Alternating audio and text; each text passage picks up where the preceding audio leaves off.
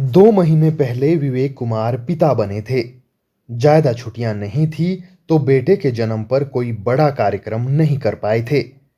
परिवार से कहा था कि जब दोबारा घर आऊंगा तो बेटा 1 साल का हो जाएगा और उस समय उसका पहला जन्मदिन बड़े ही धूमधाम से मनाएंगे। विवेक ने कहा था कि बेटे का पहला जन्मदिन शानदार होगा, लेकिन विवेक की ये तमन्ना अधूरी रह गई। विवेक का बेटा अभी 2 महीने का है।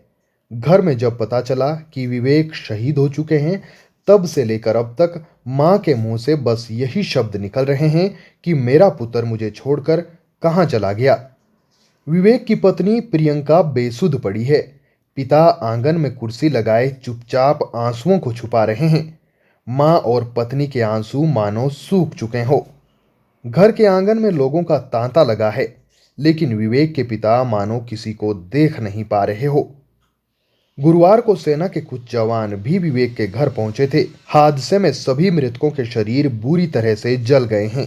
ऐसे में सेना के जवानों ने परिवार के डीएनए जांच के लिए सैंपल लिए। सैंपल लेने के बाद ये जवान दिल्ली लौटे। डीएनए मैचिंग के बाद ही मौत की आधिकारिक पुष्टि होगी।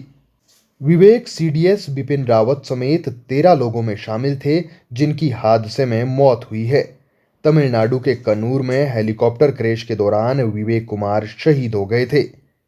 पैरा कमांडो विवेक कांगड़ा जिले के जयसिंहपुर उपमंडल के ठेड़ू गांव से थे।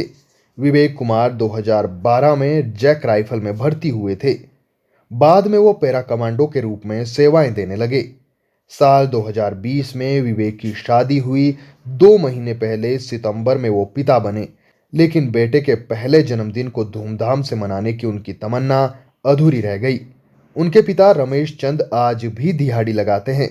मां आशा देवी गृहिणी है। विवेक का एक छोटा भाई है जो बैजनाथ के चौबीन में बेकरी का काम करता है। बहन की शादी हो चुकी है। विवेक अक्टूबर में छुट्टी पर आया था। विवेक का ससुराल कोसरी गांव में है। 12वीं की शिक्षा प्राप्त करने के बाद वो जैक राइफल में भर्ती हुए थे। करीब 9 साल तक उन्होंने सेना में सेवाएं दी और देश की रक्षा की। विवेक कुमार की मौत की खबर सुनने के बाद जयसिंहपुर सहित पूरे कांगड़ा और पूरे हिमाचल में शोक की लहर है। सोशल मीडिया पर विवेक कुमार को लाखों लोग श्रद्धांजलि दे रहे हैं। विवेक कुमार ने देश के लिए सर्वोच्च बलिदान दिया है। देश हमेशा उनका ऋणी रहेगा।